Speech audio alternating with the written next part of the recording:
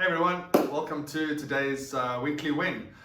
So today's one is a little bit more real estate focused. So if you want to tune out, if you're not in real estate, I won't be offended. But you might pick up a couple of things here. Certainly, if you're in a service-driven industry, some things I want to share with you. So firstly, by the time you get this weekly win on Friday the 31st of March, which would have been the day after Saab met. So I'm recording this on Thursday morning, just so you know. But they probably would have raised the interest rates by another, and my guess is 0.25.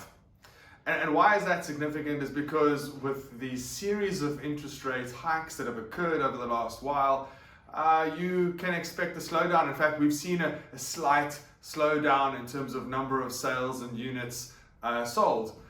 So what do you do in that type of market? Now, for some people, the sky is falling, because the last 2 years prior to that, maybe 2.5 years, the market was so good.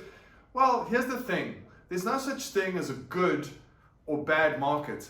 There's only the market that you're given.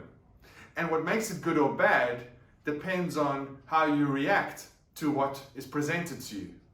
So what we find is that whether the markets are so-called quote-unquote good or bad, our top-performing agents continue to do good business on either side of that equation. And why is that? It's because they focus on the fundamentals that bring the sales. And they focus on the fundamentals that lead to the sales, which is working with clients and adding people to their database. They work on the fundamentals of how to acquire listings. Stock, as some of us call it. And there's a cliche that gets used in this industry that if you control the stock, you control the market.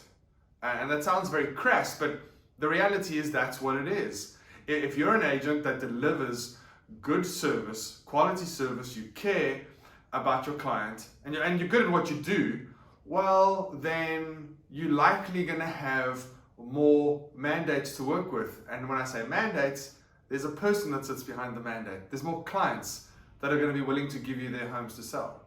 And the more homes you have to sell and the more clients you're working with, well, the higher propensity of leads. The higher propensity there are of leads, the more transactions you do. And so why is it then that our good agents that care and that can be trusted do more business? In bad times, quote unquote, bad times? Well, because of those three things. So we've launched, in fact, you'll probably get the emailer. If not today, you're going to get it. Well, our Remax people, you're going to get an emailer either today or shortly around a course that we're launching. It's not Remax specific. We've drawn resources from all over. In fact, professionals in the industry, both local and abroad, that are going to share some tips and techniques on how to acquire listings. Now that sounds very weird, how to acquire listings. Essentially what they're going to do is teach you how to work with people, how to get your value proposition across the table to the person that you're talking to. So if you're with Remax, you can look out for that. I know that one of the main speakers in that course is going to be Jared James, and if you can't wait, go check it out. Jared James, but you'll find all of that stuff on our e-learning platform. So Ryan Pillay and his team, our training manager, he's going to be sending that stuff out, and you should be getting that in your email inboxes if you haven't already. But I definitely advise, whether you're been in the industry for 1 hour or 20 years, I would go check that out. So what is it that people in a service-driven industry need to do to convince a client to use their services? So I learned this long ago. This is not mine. I learned it from Brian Buffini. I've subsequently heard it from the Remax president, the ex-Remax president.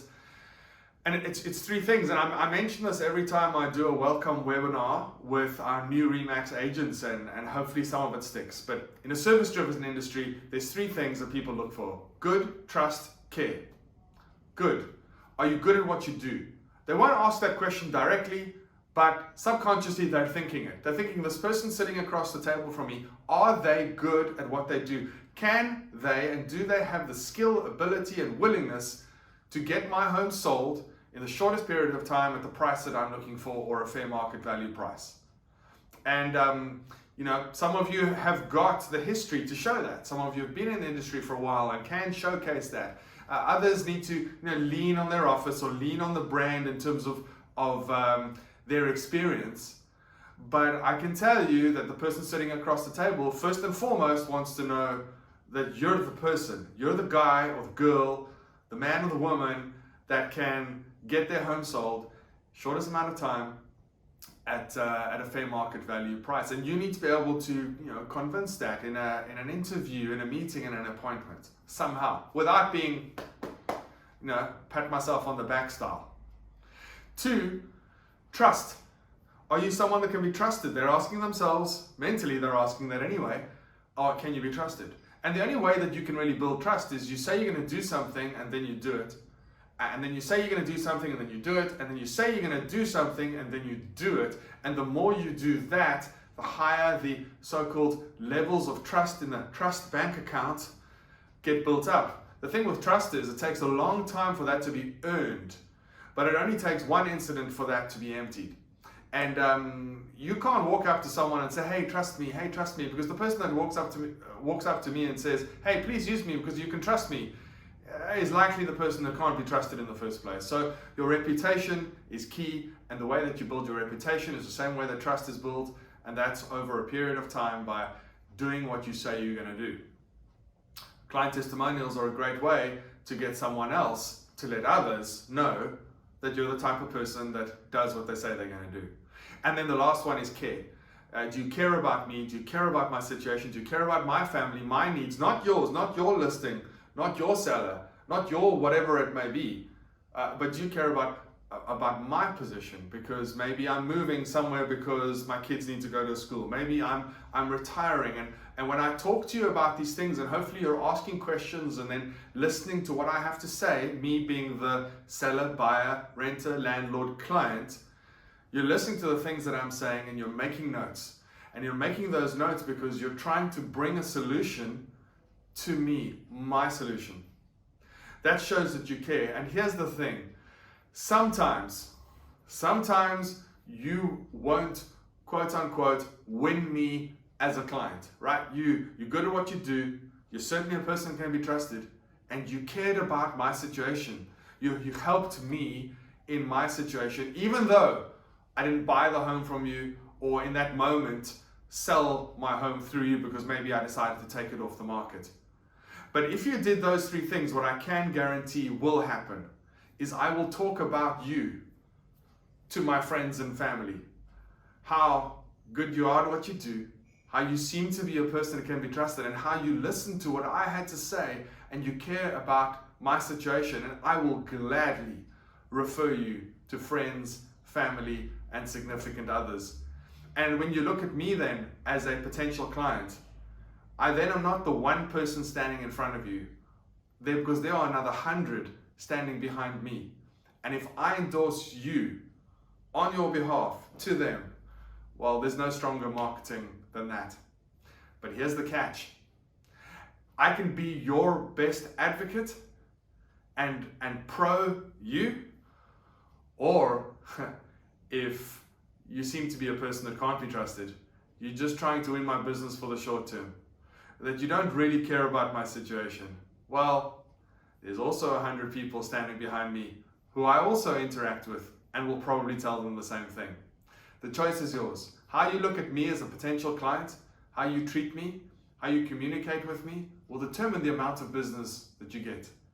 So why is it that our top performers continue to do well in good times and bad times? It's because they get those 3 things right. They're good at what they do. They are people that can be trusted because they do what they say they're going to do. And 3, they care about their clients and their situation, and they bring them a solution that best fits their needs. Have a great day.